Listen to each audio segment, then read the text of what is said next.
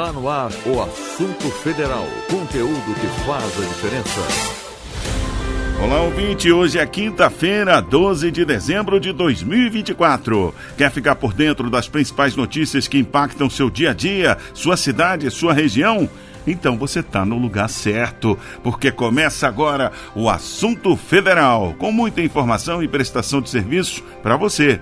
Eu sou o Luciano Seixas, o nosso encontro está só começando. Fico com você sempre de segunda a sexta, ao vivo, das 4 às 5 da tarde, pelo horário de Brasília, pelo streaming do site radiogov.ebc.com.br e também via satélite para emissoras parceiras de todo o país. Fica com a gente porque o assunto é federal. Com trabalhos técnicos do José Alves e a produção da equipe da Rádio Gov, da Empresa Brasil de Comunicação, EBC, a gente começa agora com o nosso Giro de Notícias. É hora do Giro de Notícias. Desde o início da semana, a gente começa o Giro de Notícias atualizando para você o estado de saúde do presidente Lula. Ele passou por um novo procedimento hoje de manhã para complementar a cirurgia da última segunda-feira e se recupera bem na UTI do Hospital Sírio-Libanês, segundo os médicos. Diego Freitas explica pra gente. O presidente Luiz Inácio Lula da Silva se recupera na unidade de terapia intensiva do Hospital Sírio-Libanês, em São Paulo, após passar por um procedimento intracraniano bem-sucedido nesta quinta-feira. Segundo Roberto Calil Filho, médico de Lula, em coletiva nesta manhã, foi realizada uma embolização da artéria meníngea média, para reduzir o risco de novos sangramentos cerebrais, decorrentes de uma queda sofrida pelo presidente em outubro. A intervenção foi preventiva e complementar à drenagem de hematoma feita na terça-feira. Calil Filho disse ainda que o presidente está acordado, consciente e conversando. A recuperação de Lula segue dentro do esperado, sem complicações, e a alta está prevista para o início da próxima semana. Da agência Rádio Gov, em Brasília, Diego Freitas. Aconteceu hoje no Palácio Itamaraty, aqui em Brasília, a quarta reunião plenária do Conselho de Desenvolvimento Econômico e Social Sustentável, conhecido como Conselhão, desde que foi retomado no ano passado. Vários ministros e representantes da sociedade civil, associações e setor privado participaram. Na ausência, o presidente Lula, o vice-presidente Geraldo Alckmin, assumiu então a reunião. Eu trouxe aqui alguns pontos de destaque que foram abordados nessa reunião, que já são resultados práticos dos grupos de trabalho do Conselhão. Um deles é que a Petrobras celebrou 2 contratos de 5 bilhões de reais para a construção de 12 novas embarcações, que devem gerar 11 mil empregos diretos. Outra medida anunciada foi o decreto publicado hoje, que reformula a governança de transformação digital do governo federal. Empresas públicas e privadas também assinaram durante a reunião um pacto pela inclusão racial. E o grande destaque citado no Conselhão foi o marco regulatório do mercado de carbono do país. A gente traz ainda hoje aqui no programa os detalhes dessa medida. Fica ligado! E o governo federal autorizou a prorrogação ou o emprego da Força Nacional de Segurança Pública para apoiar ações de combates a crimes ambientais na Amazônia Legal. Daqui a pouquinho a gente vai falar disso aqui no programa Assunto Federal. Agora 4h04. O governo federal autorizou a criação de um fundo de 6 bilhões e meio de reais para obras de proteção contra enchentes no Rio Grande do Sul. A Caixa Econômica Federal será responsável pela administração do fundo e as obras terão gestão conjunta da União e do governo estadual. Os sistemas de contenção já têm projetos em andamento para os rios Jacuí, Sinos, Gravataí, Taquari-Antas e Arroio Feijó. A medida foi publicada hoje no Diário Oficial da União. O BNDES e a Petrobras também lançaram um edital de 100 milhões de reais para fortalecer a produção coletiva de alimentos saudáveis no semiárido brasileiro. É o sertão mais produtivo. Diego Freitas. O BNDES e a Petrobras anunciaram, nesta quinta-feira, em Natal, um novo passo para o fortalecimento da agricultura familiar no semiárido brasileiro. O edital Sertão Mais Produtivo destina até 100 milhões de reais para financiar 10 projetos, com um aporte de até R$10 milhões para cada um. Os municípios do clima semiárido foram organizados em 10 regiões, abrangendo 11 estados. Com formato e volume inéditos, a iniciativa é a maior da história do BNDES, voltada ao apoio de projetos de inclusão produtiva para cooperativas. O edital abrange 1.477 municípios de 11 estados brasileiros e busca aumentar a capacidade produtiva e comercial dessas cooperativas, com foco na produção de alimentos saudáveis e no benefício de comunidades vulneráveis. Além de ampliar o acesso a programas como o PENAI, que distribui alimentos para escolas públicas, o edital prioriza mulheres, jovens e povos tradicionais e aposta em práticas agroecológicas e sustentáveis. A expectativa é gerar mais empregos, aumentar a renda e promover a segurança alimentar nas regiões atendidas. As inscrições estão abertas até 21 de fevereiro de 2025. Da agência Rádio Gov, em Brasília, Diego Freitas. Vamos lá, e a gente falou agora há pouco, né? O governo federal autorizou a prorrogação, o emprego da Força Nacional de Segurança Pública para apoiar ações de combate a crimes ambientais na Amazônia Legal e também em terras indígenas no Pará e no Rio Grande do Sul. Estefânia Lima tem os detalhes. O governo federal autorizou 5 operações da Força Nacional de Segurança Pública em áreas prioritárias. Uma das portarias do Ministério da Justiça e Segurança Pública prorroga o apoio da Força Nacional ao IBAMA de 1º de janeiro a 31 de dezembro de 2025 na área da Amazônia Legal.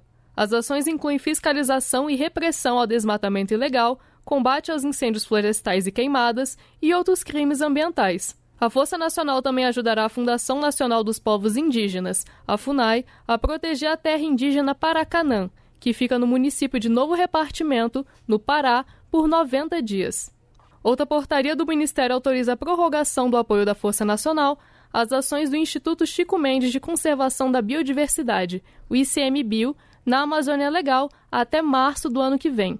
No Rio Grande do Sul, as operações serão realizadas nas terras indígenas Nonoai, Cacique Doble e Passo Grande do Rio Forquilha. As portarias foram publicadas no Diário Oficial da União desta quarta-feira.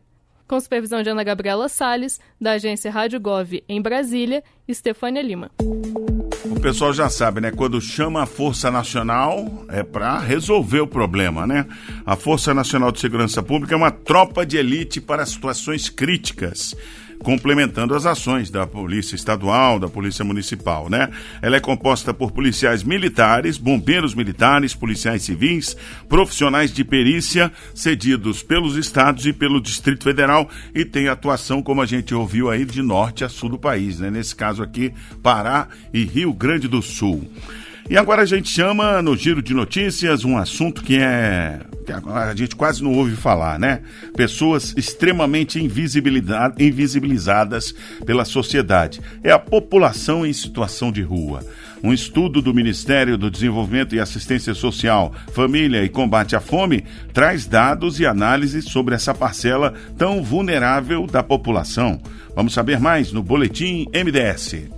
O Ministério do Desenvolvimento, Assistência Social, Família e Combate à Fome lançou nesta quarta-feira, 11 de dezembro, uma análise detalhada sobre a população em situação de rua. Além do Caderno de Estudos número 37, como é chamado, o governo federal também anunciou o aperfeiçoamento do Observatório do Cadastro Único, que é gerenciado pelo MDS. A secretária de Avaliação, Gestão da Informação e Cadastro Único, Letícia Bartolo, detalha as novidades deste instrumento para a formulação de políticas públicas destinadas à população em situação de rua no Brasil. A gente lança o Caderno 37, que é fruto de um grande diálogo, que é fruto do projeto Ruas Visíveis, que é fruto de uma parceria interinstitucional, que nos diz que nós temos de produzir e disseminar informações para que a gente melhore a vida das pessoas em situação de rua. E lança também o Observatório, que traz dados de quem são e como vivem, dados mais específicos que estão públicos no Observatório do Cadastro Único. Vocês vão abrir um painel sobre as pessoas em situação de rua e vão poder ter informações mais detalhadas. Perfil etário, há quanto tempo estão na rua, por que vivem na rua, se tem algum vínculo familiar, se frequentam alguma instituição pública ou não governamental. O ministro do MDS, Wellington Dias, reforça a importância do Cadastro Único e das informações que constam nele. Ao acessar o cadastro, na verdade, acessa um conjunto de direitos, que, embora sejam direitos, há necessidade ao primeiro estar no cadastro, para que a gente possa, a partir daí, trabalhar várias políticas. O Caderno 37 é resultado de uma parceria entre o MDS e o Ministério dos Direitos Humanos e da Cidadania, além do apoio do IBGE e do IPEA. Reportagem Érica Braz. Vamos lá, vamos falar agora de saúde. O programa Mais Médicos registrou quase 7 mil novos profissionais em 2024. Vamos saber mais sobre os avanços dessa iniciativa com Thaísa Vitória. O programa Mais Médicos teve 6.729 novos profissionais em atividade em mais de 2 mil municípios este ano. O número representa mais de 25% do total de 26.756 médicos que já atuam em 4.412 cidades e 34 distritos sanitários especiais indígenas, que são organizados de acordo com a ocupação geográfica das comunidades indígenas no Brasil. Os resultados alcançados nos últimos 2 anos foram discutidos no Encontro Nacional das Referências do Programa Mais Médicos. Pela primeira vez na história do programa, foi lançado um edital de chamamento com cotas para pessoas com deficiência e grupos étnico-raciais, como negros, quilombolas e indígenas. Outro destaque foi a concessão de curso e bolsa-formação em preceptoria de medicina de família e comunidade de R$ 4.000 a 2.700 residentes de medicina de família e comunidade. Essa formação prepara o futuro médico para que ele transmita o conhecimento adquirido a novos profissionais em formação, ampliando assim a capacidade do país de criar novos programas de residência médica. O Ministério da Saúde anunciou ainda a integração das formas de provimento do programa, o que garante mais segurança às equipes de saúde e fortalece o atendimento à população. Com isso, 3.600 médicos bolsistas vão ser efetivados pela Agência Brasileira de Apoio à Gestão do Sistema Único de Saúde, com permanência nos municípios onde já atuam, mantendo o vínculo com a comunidade. Da Agência Rádio Gov em Brasília, Thaísa Vitória. Olha só, o programa Mais Médicos é uma iniciativa do governo federal com o objetivo de ampliar o acesso da população aos serviços de saúde, especialmente nas regiões mais carentes do Brasil. Mas a gente ouviu aí que o programa está cobrindo quase todo o território, né? A gente ouviu a Thaísa falando de 4.412 cidades, mais 34 distritos indígenas, enfim, o objetivo é realmente diminuir a carência de médicos, onde o médico costumava não querer ir, né? Não tinha muito médico querendo ir em distrito indígena, cidade pequena, lá longe na fronteira. O médico quer trabalhar na capital, ganhar muito dinheiro e tal. E aí, essa iniciativa visa esse objetivo. Distribuir melhor os médicos pelo país e fortalecer o quê? A atenção básica de saúde, que é aquela que previne as doenças. Não só vai tratar a desgraça quando ela já está instalada, previne. E aí você tem um acolhimento maior, né? E, inclusive, isso ajuda também na formação médica, porque estimula a formação dos chamados médicos generalistas. Não adianta nada ter um cirurgião plástico lá num distrito indígena quando a pessoa está precisando de alguém que trate da malária, né? Dessas doenças mais genéricas. Enfim, parabéns aí o programa Mais Médicos, chegando a 4.412 cidades. E agora notícias do esporte. Foi lançado o edital da Bolsa Pódio, a maior ofertada pelo governo federal para atletas de alto nível. Fique ligado que as indicações já começam na próxima quinta-feira, dia 19 de dezembro. Estefânia Lima volta com essas informações. O Ministério do Esporte lançou o edital do Bolsa Atleta para a categoria Atleta Pódio, a maior do programa. As indicações podem ser feitas de 19 de dezembro até 10 de fevereiro de 2025.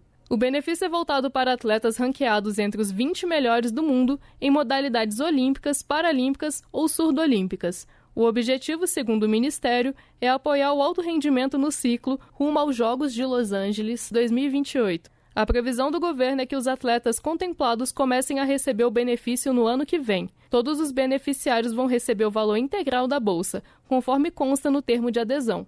O edital completo está disponível na edição desta quinta-feira, 12 de dezembro, do Diário Oficial da União. Para mais informações, acesse gov.br/esporte. Com supervisão de Ana Gabriela Salles, da agência Rádio Gov em Brasília, Estefânia Lima. Olha, o Bolsa Pódio é um programa do governo federal que visa incentivar e apoiar financeiramente os atletas brasileiros de alto rendimento que demonstram o potencial para conquistar medalhas, ou seja, um din-din a mais para o cara se esforçar mais e ir lá ganhar uma medalha. No caso aqui, a Estefânia estava falando do mais alto nível, porque a Bolsa Pódio começa em 5 mil e vai até 15 mil, dependendo aí da classificação do atleta no ranking e da sua capacidade de ganhar medalhas, né? Então, a Bolsa Pódio atuando e já estão pensando aí no 2028, né? Olha aí, tem que ter planejamento prévio mesmo para poder ganhar medalhas. Você está ouvindo o Assunto Federal, conteúdo que faz a diferença. E agora vamos saber como é que está o tempo em todas as regiões do país. Roda a previsão aí, Zé Alves. Previsão do tempo para esta quinta-feira, 12 de dezembro. Região Centro-Oeste. Goiânia em Goiás tem nesta quinta-feira tempo encoberto com chuvisco. Os termômetros registram mínima de 20 e máxima de 31 graus. A umidade do ar é de 55% a 95%. Jaraguari, no Mato Grosso, festeja aniversário com muitas nuvens com pancadas de chuva isolada pela manhã e encoberto com chuvisco à tarde. A temperatura mínima é de 22 e a máxima 31 graus. A umidade relativa do ar é de 60% a 100%. Região Nordeste. Salvador, na Bahia, apresenta sol entre muitas nuvens pela manhã e muitas nuvens com possibilidade de chuva isolada à tarde. A temperatura marca mínima de 24 e a máxima de 33 graus. A umidade do ar vai de 55% a 90%. Cabedelo, na Paraíba, celebra aniversário com sol entre muitas nuvens. A temperatura oscila de 26 a 32 graus e a umidade do ar é de 50% a 75%. Região Norte. Belém, no Pará, fica com muitas nuvens com pancadas de chuva isoladas. A temperatura mínima é de 23 e a máxima 33 graus. A umidade do ar é de 65% a 99%. Porto Velho, em Rondônia, tem muitas nuvens com pancadas de chuva e trovoadas isoladas. Temperatura mínima 24, máxima 33 graus, com a umidade do ar de 65% a 95%. Palmas, em Tocantins, fica com muitas nuvens com pancadas de chuva isoladas.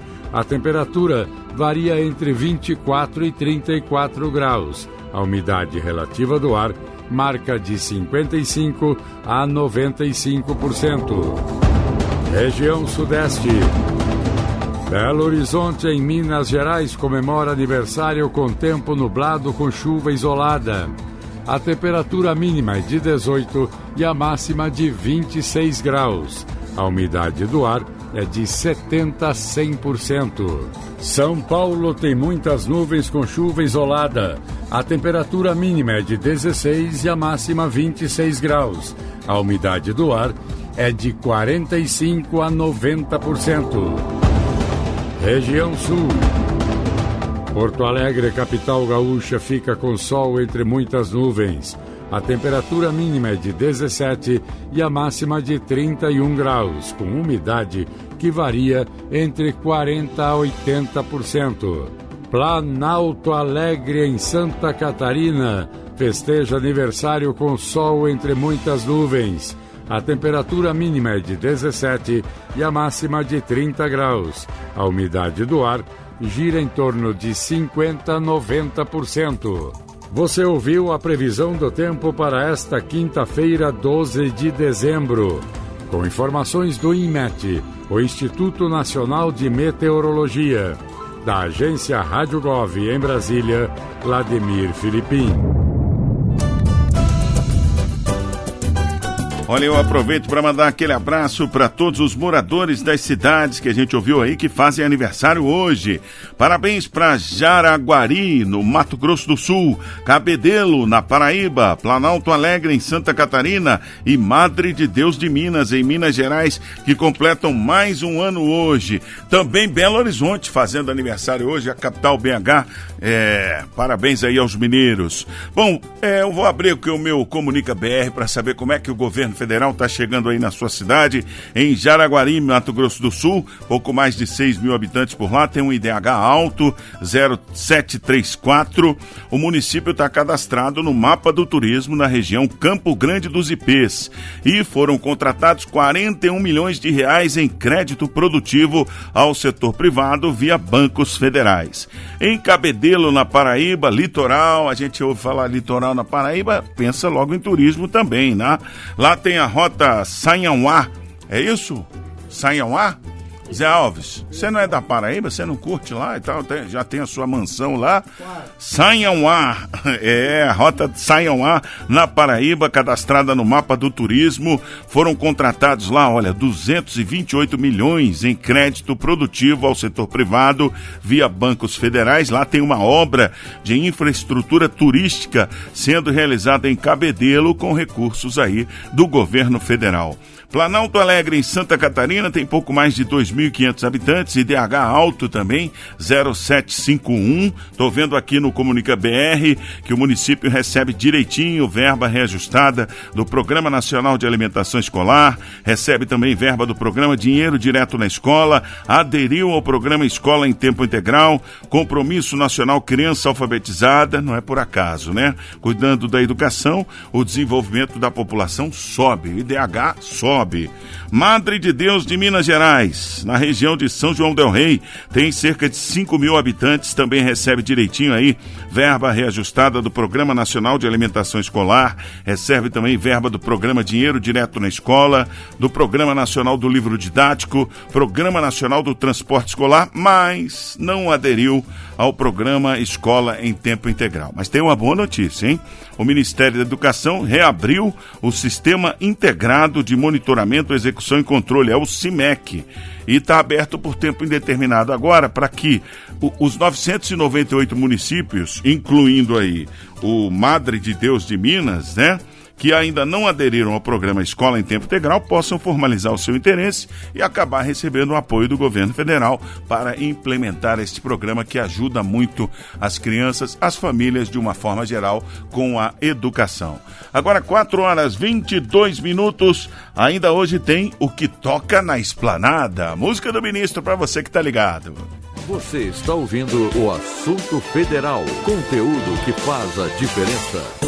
Curtas do Bom Dia. No próximo sábado, 14 de dezembro, é dia D de mobilização contra a dengue. O objetivo é conscientizar a população sobre a importância de prevenir a doença da melhor forma, eliminando os focos do mosquito transmissor, o Aedes aegypti, né? Vamos saber mais com a ministra da Saúde, Nízia Trindade, que conversou nesta manhã com a jornalista do Canal Gov, Karine Melo, e emissoras de rádio de vários estados. O que nós estamos vendo nesse momento e o que foi feito ao longo desde 2023 pelo Ministério da Saúde. Um conjunto de ações, eu queria reforçar o papel aí de estados e municípios, tudo que se faz no SUS, nós pactuamos mensalmente com os conselhos de secretários estaduais e secretários municipais de saúde, não é? Então as ações do Ministério da Saúde são ações de gestão de todo esse sistema, é importante dizer. E lançamos com o presidente Lula este ano um plano para o enfrentamento à dengue. Foi lançado em setembro. Esse plano prevê prevenção, que é como você falou, né? Quer dizer, essa conscientização da população, mas também um ator muito importante são os prefeitos e prefeitas do Brasil, né? Porque o acúmulo de lixo urbano, focos de água em que o mosquito possa se proliferar, está ligada à gestão das cidades. Então, esse é também um ponto que eu queria chamar a atenção. O fato de nós convivermos com dengue há 40 anos torna a doença algo assim já previsto, né? Então, muitas vezes isso não dá às pessoas o senso de gravidade.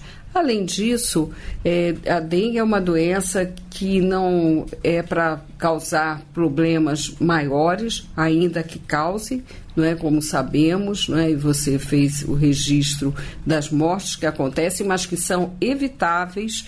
Esse é um outro aspecto muito importante a dizer. Elas são evitáveis porque nós podemos ter um instrumento muito simples, que é a hidratação, o cuidado adequado. Então, o Ministério da Saúde também lançou, eu recomendo, vocês podem ter acesso no nosso portal, um manual para o cuidado das pessoas, é dirigido naturalmente para os profissionais de saúde. É preciso saber não tomar alguns medicamentos. Então, em caso de sintomas, isso também é muito importante, dor no corpo, febre e, sobretudo, aquele sintoma característico, dor atrás dos olhos, é muito importante procurar, né, a sua unidade de saúde para as devidas recomendações e cuidados, né? Nós vimos ao longo deste ano, com esse número tão explosivo de casos, mais de 6 milhões de casos notificados, nós vimos a importância do cuidado também da saúde. Nós temos a fase que estamos agora, né, de uma forte prevenção, controle dos focos, mas também sabemos que haverá casos de dengue, né? Isso é claro que haverá, e para isso nós temos que estar organizados. Então é a organização do SUS, a organização da assistência, o papel dos estados também, dos governadores nesse processo. Por isso estamos fazendo esse dia D. Olha, na entrevista, Anísia Trindade informou que o governo federal trabalha para ampliar as tecnologias de controle vetorial, a exemplo do método Wolbachia, e lembrou que o país possui um plano de enfrentamento com recursos financeiros garantidos de R$1,5 bilhão de reais. A ministra também comenta a produção nacional da vacina contra a dengue. Vamos ouvir. Em relação à vacina do Butantan, ela está em processo de submissão à Anvisa. Nós apoiamos o desenvolvimento dessa vacina como Ministério da Saúde e vamos aguardar a conclusão dessa etapa, que é necessária, é sempre necessária, como sabemos, para toda a aferição de eficácia e segurança. Vemos com muito otimismo, é uma vacina em dose única. Tenho tido contatos frequentes com o diretor do Instituto Butantan para garantir que assim que ela tenha condições de estar disponível, isso seja feito. Mas seguramente, como eu tenho dito, a vacina é uma estratégia progressiva. Ela não será uma alternativa para nossa fase de dengue agora, né, que é sempre essa fase, em geral, entre fevereiro, maio. Não há muita precisão nesses meses também, porque o Brasil é muito diversificado e depende de vários fatores ambientais também, como eu falei, de aquecimento, mudança climática. Mas é uma grande esperança, como a vacina da Takeda também vem sendo aplicada progressivamente, mas não é o principal meio de prevenção para a dengue neste momento. Olha, também foi tema da entrevista as vacinas aí para a Covid-19. Sobre esse assunto, a ministra Anísia destacou que as campanhas de vacinação estão sendo intensificadas e as consequências das fake news para a saúde pública.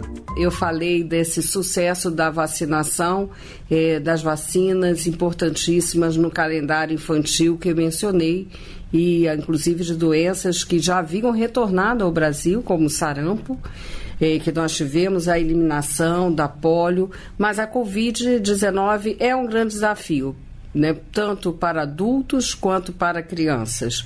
E o que nós estamos fazendo é não só intensificando a campanha de vacinação, os esclarecimentos, trabalhando junto às escolas, porque nessa vacina em especial nós tivemos o maior impacto das fake news.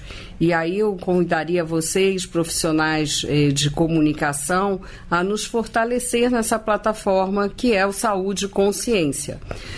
Com relação à questão que você mencionou de vencimento de vacinas, no caso da vacina de Covid-19, o que nós herdamos foi um grande número de doses de vacina da gestão anterior.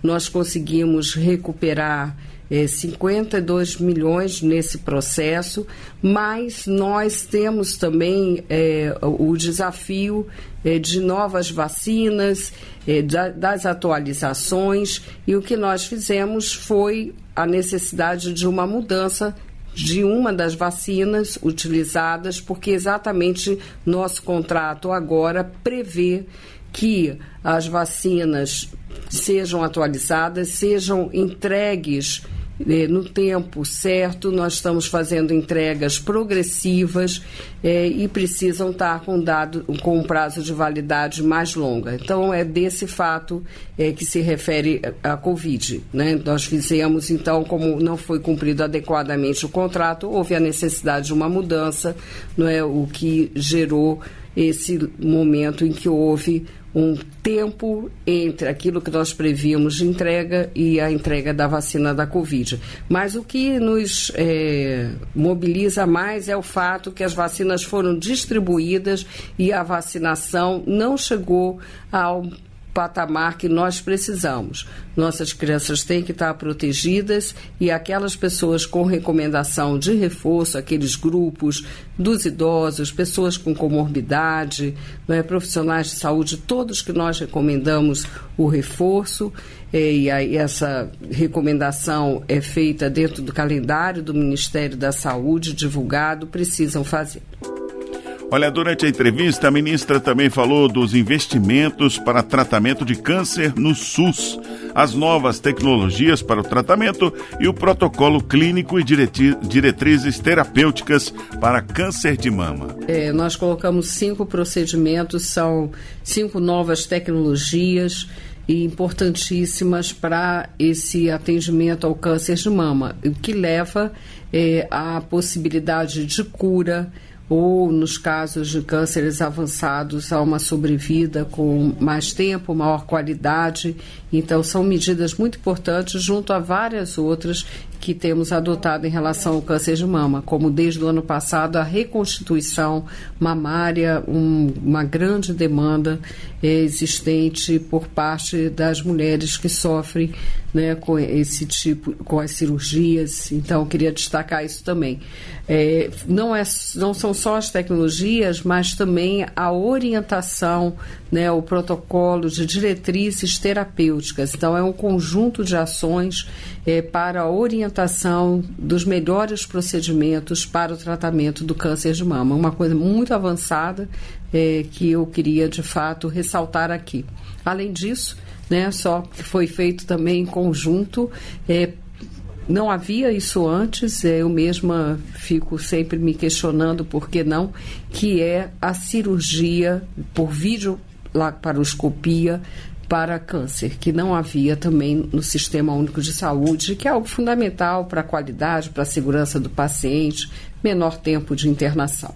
Esses procedimentos, eles já, à medida que nós fazemos a incorporação, o tempo de 6 meses para que esteja totalmente disponível, mas nós estamos trabalhando para que esteja disponível em menos tempo, até porque as orientações já começam a valer desde já. Olha, ainda durante a entrevista, a ministra Nízia falou sobre programas voltados a povos indígenas e população trans. Com uma atividade conjunta do governo federal, no caso do Ministério da Saúde, nós atuamos após a desintrusão, a retirada do garimpo de várias áreas, foi possível reabrir polos de saúde no território Yanomami. Então, por isso, nós falamos de 100% desse atendimento. Não há mais polos de saúde fechados, o que é um aspecto fundamental. Além disso, nós também temos intensificado a presença de trabalhadores da saúde no território Yanomami. e com um cuidado integral que vai da enfermagem, do agente comunitário de saúde, aos médicos, alguns médicos especialistas. Então, uma ação muito intensa no território, levando à redução de mortes por malária, por desnutrição, e trabalhando intensamente para a melhoria do quadro sanitário da região. Em relação à população trans, nós fizemos esse lançamento no Dia dos Direitos Humanos. É importantíssimo falar dessa linha, que tem sido objeto, inclusive, de decisões judiciais, e o Ministério da Saúde, desde 2023, busca olhar para o olhar diferenciado que é preciso ter na saúde para o grupo de pessoas trans. Olha só, pessoal, além desses assuntos, a ministra Anísia também falou sobre a grave ameaça dos cigarros eletrônicos à saúde. Ela reforça a medida da Anvisa, que em resolução proíbe a fabricação, a importação, a comercialização, a distribuição, o armazenamento, o transporte e a propaganda de dispositivos eletrônicos para fumar. Por fim, Nízia explicou que o Ministério da Saúde discute os impactos de jogos de azar na saúde mental do cidadão. Nós estamos trabalhando para lidar com os efeitos danosos das bets, afirmou a ministra. Quando o assunto é importante, hein? Muito assunto importante. Ficou interessado? Acesse aí o nosso portal radiogov.ebc.com.br e ouça a entrevista completa. Tem sintomas de dengue, zika ou chikungunya? A hora de procurar uma unidade básica de saúde é agora. Se notar manchas vermelhas no corpo, não se automedique e procure atendimento médico. Se tiver febre, sentir dores de cabeça e atrás dos olhos, não perca tempo. Procure uma unidade básica de saúde. Se sentir dores no corpo, nenhum influenciador vai te orientar tão bem quanto um profissional de saúde. Não deixe para depois o cuidado com os sintomas da dengue, zika ou chikungunya. Tem sintomas? A hora de procurar uma unidade básica de saúde é agora. Ministério da Saúde, Brasil, União e Reconstrução. O que toca na Esplanada, você ouve aqui, na Rádio Gov. E a ministra da Saúde aproveitou para pedir música aqui pra gente. Roda aí, pra nossa tarde ficar mais leve, Zé. Queridos ouvintes da Rádio Gov, sou Nízia Trindade Lima, ministra da Saúde do Brasil. Eu quero pedir uma música do Cartola, Corra e Olha o Céu.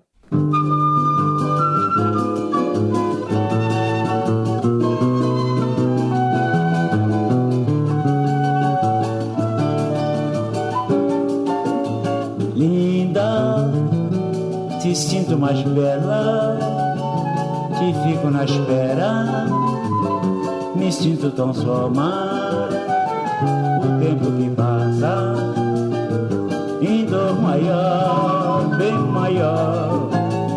Linda, não quis se apresentar, o triste se ausenta, deixa a alegria, corra e olha ao céu, que o sol vem trazer bom dia. Ai, corra e olha o céu, que o sol vem trazer bom dia.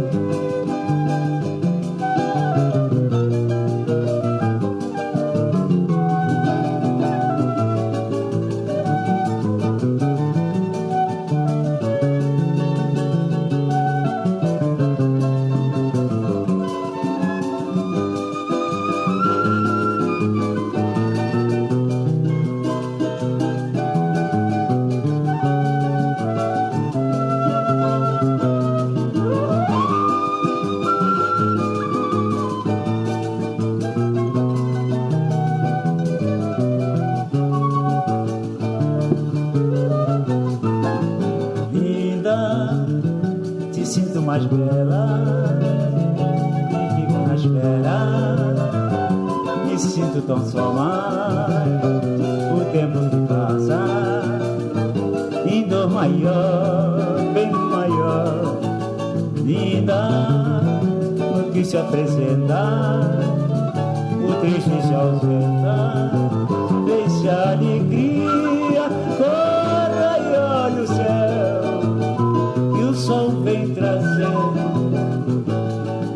dia. Olha o céu que o sol vem trazer. Bom dia.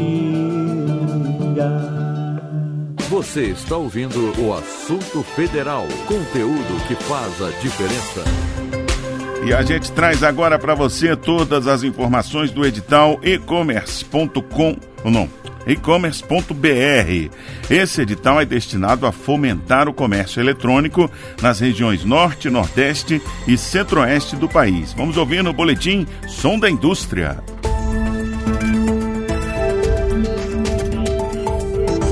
Olá, você está ouvindo o Som da Indústria, seu boletim sobre o que acontece no setor produtivo nacional. A Agência Brasileira de Desenvolvimento Industrial, a BDI, lançou no último dia 9, em parceria com o Ministério do Desenvolvimento, Indústria, Comércio e Serviços, o edital e-commerce.br, uma ação inovadora destinada a fomentar o comércio eletrônico nas regiões Norte, Nordeste e Centro-Oeste do país.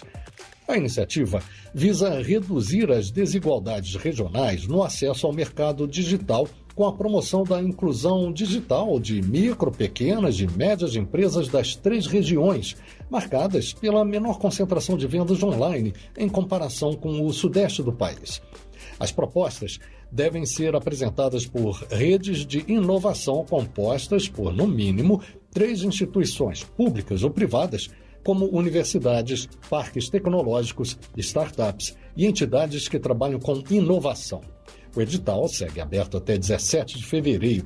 Segundo o presidente da ABDI, Ricardo Capelli, a publicação vai selecionar 20 projetos, um por estado, na primeira fase. Na segunda fase, o edital vai contemplar 9 iniciativas com a oferta de apoio financeiro.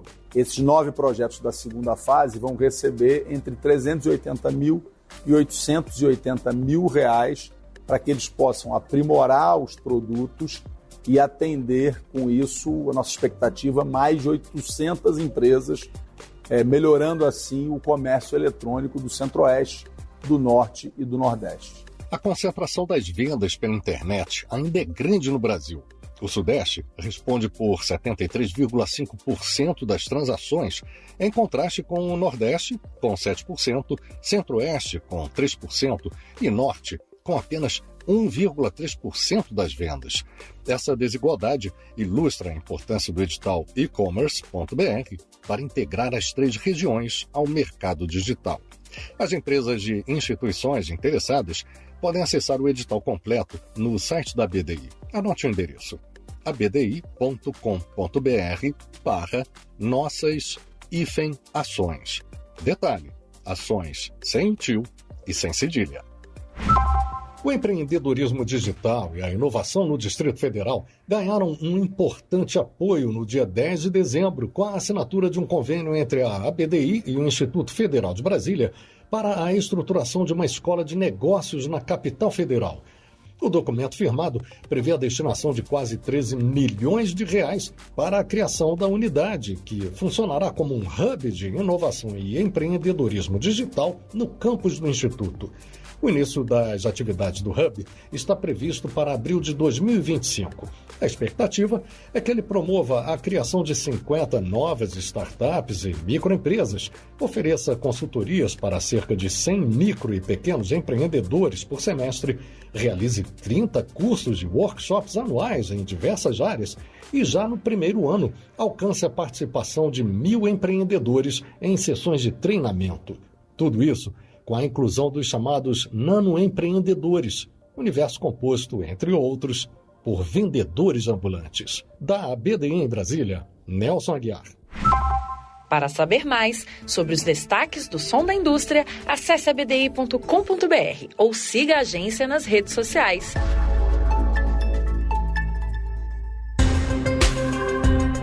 Vamos lá, agora faltando 16 minutos para as 5 horas da tarde, horário de Brasília. No início a gente falou aqui do Conselhão, né, e que um dos destaques do Conselhão é o marco regulatório do mercado de carbono do país. Para entender o que é isso, a gente vai chamar Ana Gabriela Salles, que está com informações. E aí, Gabi, tudo bem? Boa tarde, Luciano. Boa tarde. Tudo bem? Tudo bem? Ouvindo aqui o assunto federal para a gente ficar sempre bem informado, né? Isso. Boa tarde a todos os ouvintes aí do país que estão com a gente agora ligadinhos. Então, Luciano, esse assunto foi bastante celebrado, né, pelo governo federal por ser considerado uma vitória também para o meio ambiente. Essa lei foi sancionada e já publicada hoje no Diário Oficial da União. A medida cria um mercado regulado de carbono no país e estabelece limites para a emissão dos gases de efeito estufa. A nova lei já havia sido aprovada em novembro pelo Congresso Nacional e sancionada sem vetos. Ela institui um sistema de bonificação para empresas ou estados que reduzirem a emissão de gás carbônico na atmosfera. Um incentivo, né, Luciano? Uhum. E na prática, quem comprovadamente deixar de emitir ganhará créditos de carbono que poderão ser comprados por empresas que emitirem acima do teto estabelecido. O sistema, a sigla, vocês devem ouvir falar bastante daqui para frente, que é o Sistema Brasileiro de Comércio de Emissões de Gases de Efeito Estufa, é o SBCE. Esse sistema estabelece, entre outras coisas, os limites, como eu falei, de emissões de gases do efeito estufa e, a partir desse limite, cada cota permite a emissão de até 1 tonelada de dióxido de carbono equivalente. São dados muito técnicos, né, Luciano? Uhum. Mas o que importa pra gente é que as empresas, os estados, governos estaduais vão poder fazer melhor a parte deles de tirar gases do efeito estufa aí da atmosfera. Esse negócio de mercado de carbono é o seguinte, né? Na prática, assim, vamos tentar falar aqui o arroz com feijão. Uma indústria que emite muito gás carbônico, ela está poluindo mais o planeta do que uma indústria que emite menos ou nada. Vamos dizer, não sei nem se existe indústria que não emita gás carbônico, mas uma que emita muito, ela vai poder, no mercado de carbono, comprar os direitos. É como se ela estivesse pagando, né, para poder emitir mais. Enquanto que essa regulação aí está dizendo que aquela que conseguir diminuir a quantidade de carbono, de gás carbônico que ela emite, né, na atmosfera, portanto, se ela diminuir, poluir menos, ela vai receber esses créditos, né? Quer dizer, é como se ela estivesse recebendo o cheque da outra que emitiu demais. Né? Uhum. É isso para equilibrar. Daí que vem essa história de marco regulatório. Eles vão determinar, deve ser essa história de 1 tonelada de gás carbônico. Agora imagina 1 tonelada de gás, hein, cara? É muita coisa, né, não, Gabi? E a lei, Luciano, essa lei publicada hoje no Diário Oficial da União, desse marco regulatório, divide o mercado de crédito de carbono em 2 setores, o regulado e o voluntário. O regulado promove a descarbonização por meio de metas governamentais para diferentes setores da economia e, além disso, o mercado voluntário estabelece que as empresas que buscam adquirir créditos de carbono para atender metas corporativas de neutralização podem participar desse mercado. Nesse quesito, a medida esclarece as regras para os projetos que geram créditos de carbono e as doações que têm como base a redução de emissões por desmatamento, por exemplo, degradação e aumento de estoques de carbono na vegetação nativa. Só para encerrar aqui, Luciano, uma curiosidade. Você falou, será que existe indústria que não emita gás do efeito estufa? Na verdade, eu acredito que não, porque tudo emite gás carbônico, inclusive a agropecuária, né? Eu estava dando uma olhada, o arroto do gado é um dos principais emissores de gás carbônico. Arroto da vaca, o pum da vaca polui o meio ambiente. Na atmosfera. Brincadeira. Então, e a curiosidade é a seguinte, por essa nova lei, o setor agropecuário ficará fora dessa regulação. As emissões indiretas de dióxido de carbono e outros gases relacionados ao aquecimento global decorrentes da produção de insumos ou matérias-primas agropecuárias não vão ser consideradas nas obrigações de contenção de emissão de gases. Eu tenho certeza que hoje, por exemplo, a Voz do Brasil vai falar direitinho sobre esse assunto. Com certeza. Um abraço aí para os ouvintes. Valeu, Gabi. Agora, faltando 11 minutos para as 5 da tarde, horário de Brasília. Momento Serviço. Olha, os pagamentos do Bolsa Família continuam nesta sexta-feira, 13 de dezembro, para os beneficiários com o número de identificação social UNIS, terminado em 4. Roda aí o Caixa Notícias, Caixa Notícias.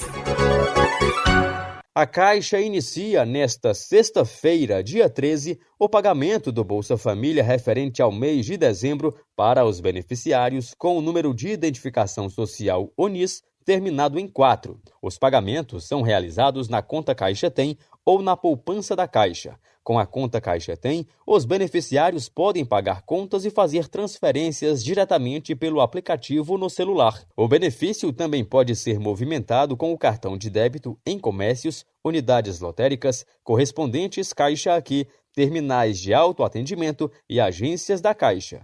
Além disso, é possível realizar saques sem cartão utilizando a identificação biométrica previamente cadastrada. No aplicativo Bolsa Família, é possível acompanhar as informações do benefício, além de receber atualizações e novidades sobre o programa. Para baixar os aplicativos Caixa Tem e Bolsa Família, basta acessar a loja de aplicativos do seu smartphone. É gratuito, não se esqueça.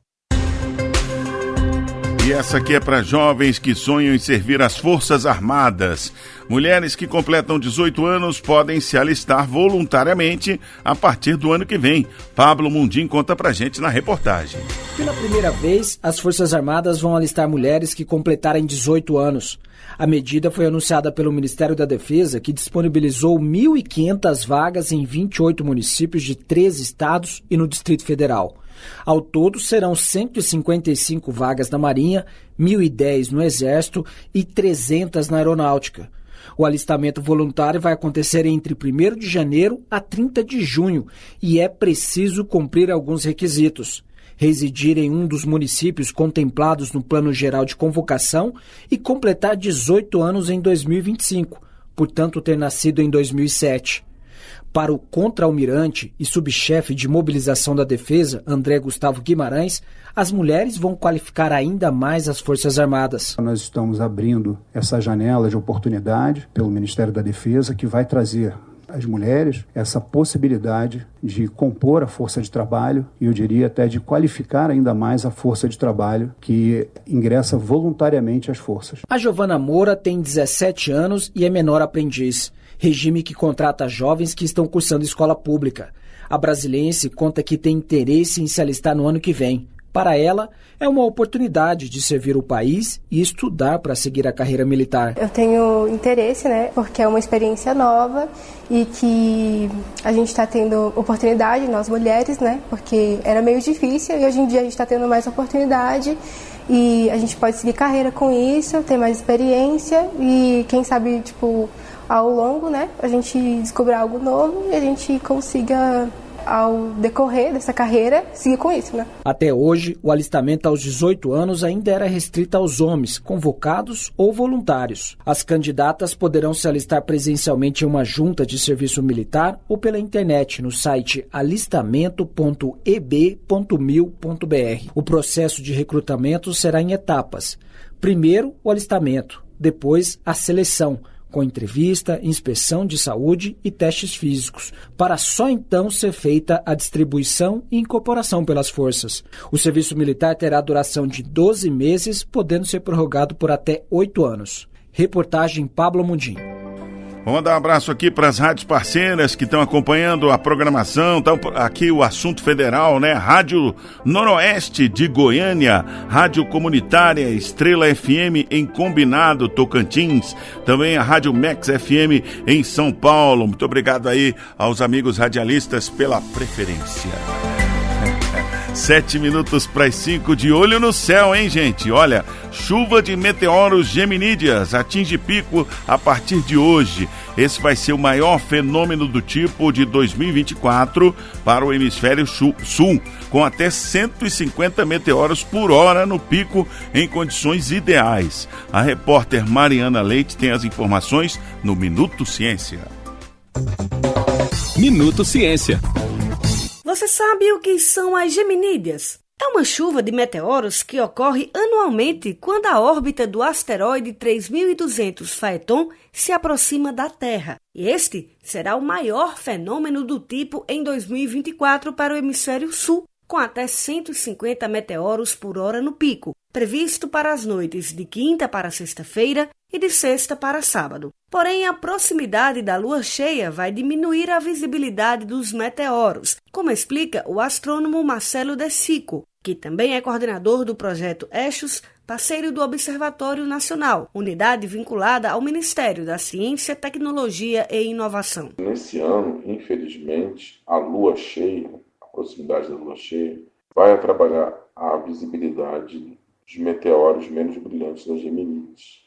Mas, em termos gerais, ir para um lugar descampado, com o céu bem aparente, bem limpo, após a meia-noite, 1 da manhã, começar a observar o céu. Você vai notar que vão começar a aparecer alguns meteoros parecendo vindo na mesma região do céu. Apesar da luminosidade lunar, será possível visualizar meteoros mais brilhantes e bólidos, especialmente nas primeiras horas da madrugada, ao direcionar o olhar para longe da Lua. Não é necessário o uso de telescópios ou binóculos. Regiões mais ao norte do Brasil terão melhor visibilidade, como detalha Marcelo De Sico. As melhores regiões para observação dos fenômenos são as regiões mais ao norte do Brasil, ou fora do Brasil, no hemisfério norte, pois nesses locais o radiante Geminídeos ele se encontra mais alto no céu noturno, facilitando a observação dos meteoros. A chuva ocorre anualmente entre os dias 2 e 21 de dezembro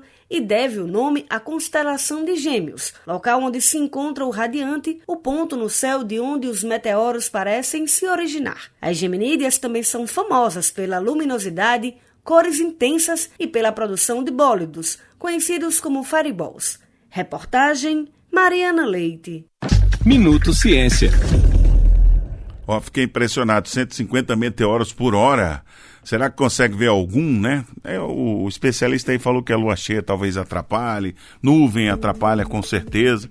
Eu lembro do cometa Halley, quando passou lá nos anos 80, eu fui ver, pensando que era uma bolota do tamanho da lua cheia, cheguei lá, uma titiquinha de nada, mal deu pra ver. Foi uma maior frustração.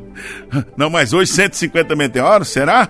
Vamos tentar ver, né, gente? E agora um recado pra você, pra participar com a gente aqui do Assunto Federal. Manda aí, Thaísa. Olá, ouvintes e radialistas parceiros de todo o país. Aqui quem fala é Thaísa Vitória, da equipe Rádio Gov, e eu tenho um convite para você. Tá com dúvidas sobre algum programa do governo federal aí na sua cidade ou na sua região? Ou quer saber mais sobre algum benefício, obra ou recurso do governo? A gente faz a ponte entre a sua pergunta e a resposta de fontes oficiais. É o quadro Manda Aí. Basta enviar a sua dúvida para o WhatsApp 61 99645 7037. Vou repetir. 61 99645 7037. Manda aí uma mensagem de texto ou de áudio dizendo o seu nome, o nome da sua cidade e estado e a sua pergunta. A nossa produção vai atrás da resposta. Então, não perde tempo, manda aí. É isso aí, pessoal, estamos aguardando a sua mensagem, hein? Manda aí. Tá esperando o quê? Manda aí. Dado o recado, Filipinho, vamos seguir aqui com o nosso Assunto Federal em Brasília, faltando 2 minutos para as 5 da tarde. Na hora que eu recebi a notícia do acidente, eu fiquei totalmente desesperada. Foi difícil, foi muito difícil. Mas a equipe médica me explicou direitinho que o meu filho poderia salvar várias vidas. De cada 14 potenciais doadores, apenas 4 se tornam doadores no Brasil. Então eu disse sim para doação de órgãos, eu só realizei o desejo dele. Precisamos falar sim sobre doação de órgãos. Converse com sua família e seja um doador. Saiba mais em gov.br/doe-órgãos. Ministério da Saúde, Brasil, União e Reconstrução. Os institutos federais transformam a vida de milhares de brasileiros. Por isso, o governo federal está retomando os investimentos na educação profissional e tecnológica. Serão criadas 100 novas unidades e 140 mil novas vagas em todos os estados do país. E isso é bom para todo mundo. Consulte a expansão em gov.br/MEC. Fé no Brasil, a gente tá no rumo certo. Ministério da Educação, Brasil, União e Reconstrução. Vamos lá, e uma última notícia aqui, ó. O Observatório Nacional dos Direitos Humanos divulgou hoje novos dados sobre o Registro Civil de Nascimentos no Brasil. Segundo o levantamento, 99,3% das crianças brasileiras de até 5 anos estão registradas, com destaque para a região norte, que apresentou os maiores avanços. Dados específicos sobre o Registro Civil de crianças indígenas também são destaque na publicação. Apesar dos índices positivos, o Ministério aponta que o subregistro persiste. Cerca de 77 mil crianças seguem sem registro, principalmente no norte do país. E assim estamos chegando ao final de mais um Assunto Federal. Eu volto amanhã às 4 da tarde. Espero por você para mais uma tarde aí, cheia de informação que faz diferença no seu dia a dia. Rádio Gov, tudo o que você precisa saber. Você acabou de ouvir o Assunto Federal com Luciano Seixas. Uma produção da Rádio Gov, da empresa Brasil de Comunicação. EBC, de segunda a sexta, às 4 da tarde. Fique ligado nas notícias que impactam o seu dia a dia e na prestação de serviço para todo o país. Rádio Gov, tudo o que você precisa saber.